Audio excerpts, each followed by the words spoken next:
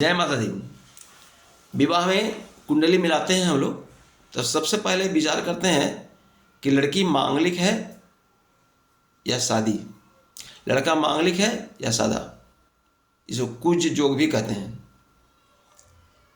कुज जोग यानी मांगलिक जोग। शादी के पहले उसका क्या निवारण होना चाहिए, शादी के बाद उसका क्या निवारण चाहिए।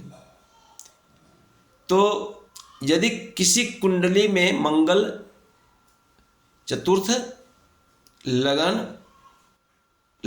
भाव, पहला भाव में, चतुर्थ भाव में, सप्तम भाव में, अष्टम भाव में या द्वादश भाव में हो तो कुज योग बनता है। इसे मांगलिक योग भी कहते हैं।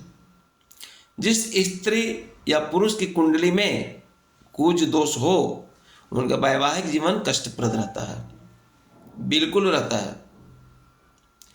दोनों में हॉट टॉक होते रहता है, बात विवाद बढ़ता रहता है, एक दूसरे को केयर नहीं करते, विचार नहीं मिलते,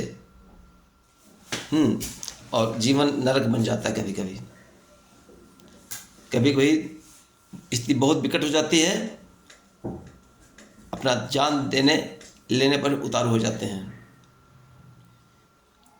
तलाक हो जाता है, डिवोर्स हो जाता है, और इससे बहुत परेशानी बढ़ती है।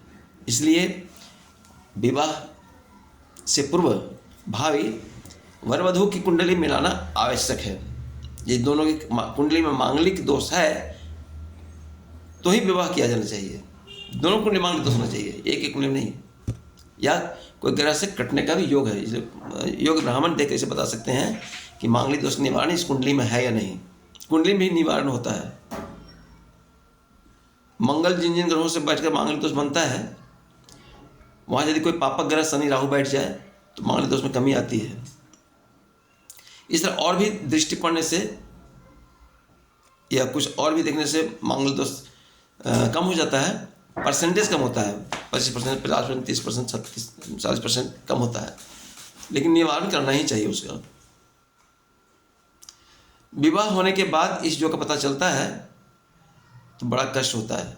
विवाह के पहले लड़की हो तो उसे वट विवाह, कुंभ विवाह, विष्णु जी से स्वर्ण के विष्णु जी बना करके उसे विवाह की सारी रस्म निभाई जाती है, यानी विवाह किया जाता है। और विवाह अगर हो गया और दोनों में कलह क्लेश, दोनों दाम्पत्य जीवन अस्त व्यस्त होने लगे,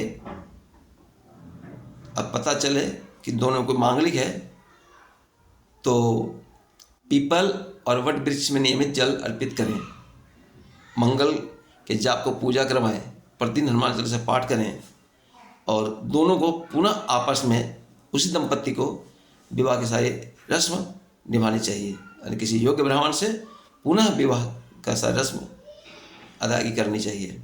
तो उसके मंगली दोष में कमी आती है, उसका संसार बच जाता है। वे दोनों अपने आप को सेटिस्फाइड होते हैं कि मेरा मांगलिक दोष निवारण हो गया, और वे पॉजिटिव होते हैं, और फिर उनके जीवन में कष्ट नहीं आता है।